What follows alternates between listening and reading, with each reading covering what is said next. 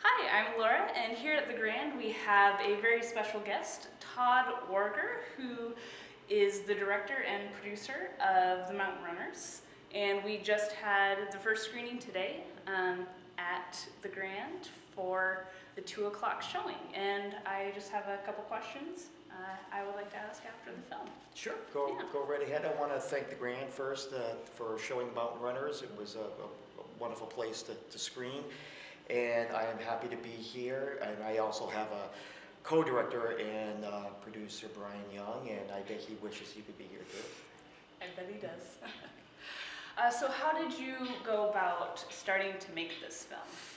Oh, it's a story that happened 100 years ago, 1911 through 13. The story was one mostly told by, people that didn't become really. They were farmers, they were coal miners. They weren't going to be anybody highlighted in the history of the community of Bellingham. So after 100 years with the story slowly dying out, we decided that we needed to do something and preserve that history. And after about 3 years of research and a lot of grunt work, we were able to complete a 90-minute story of the race. When I was watching the movie, I saw hundreds upon hundreds of images from the actual area of Mount Baker and the races during that time from 1911 to 1913. How did you go about getting all of this? Well, it was a great thanks to the community that knew about the project. We had a good assessment of photos that were available. We put a plea out to the public for anybody who had sort of like unusual photos that they know it's something that their grandfathers or grandmothers took or something to bring them forward. And yes, so many came. There's a lot of photos too that were around Mount Baker, the region and the towns and some of the populace. And we also mixed that with some vintage photos and film. A lot of film of logging and some great logging images such as the dancing on the stump, the giant stumps that was probably done in the teens. And then with that we had to, of course, reenact portions of the film. But we did it in such a way where we could take the photographs, the reenactments, the vintage film that was available, and kind of combined it in such a way that it was very unobtrusive to the eye as you went from image to film to image to film. So it flows very well. And that's been a very consistent comment that we've heard from audiences everywhere that we've shown, from Austria to Anchorage to the East Coast to here. So we're very happy that we're able to come to fruition like that.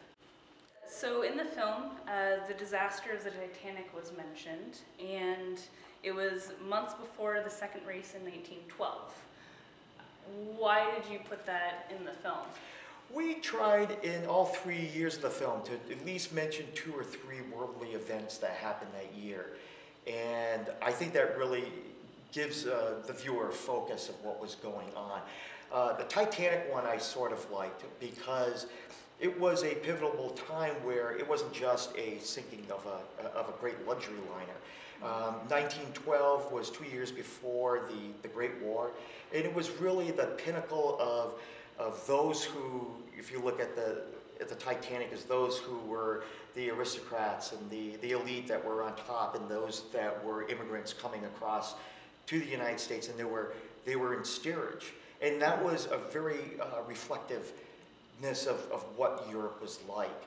And when you look at the Pacific Northwest at that time, pioneers are still coming in. A lot of these were the immigrants who probably could have came off the Titanic, can't come up here, settle here. And to me it was, when you look at the film and you look at the race officials and the executive committee, and these are the wealth of Bellingham's community who are organizing the race. Those who are running in the race are not those people. Those are the coal miners, the loggers, the milkman, there was a bed spring maker. These are the guys who $100 was a lot of money of an award to win. And so there is a division, you could say, of classes in the race.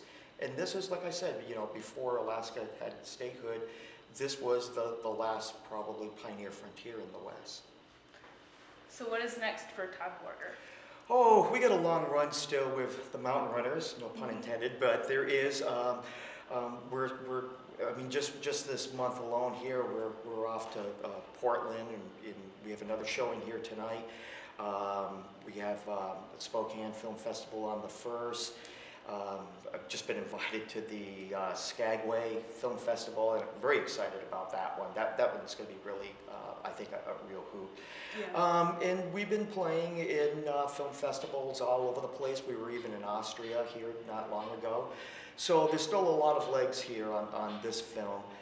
I still have the book about the race to complete. But anybody who's interested, you can still follow us along on the Mountain Runners, themountainrunners.com. Got to get that D in there. And also, you can always check our Facebook site to see where we're going to be, if we're in your neighborhood this next week or next month. You never know.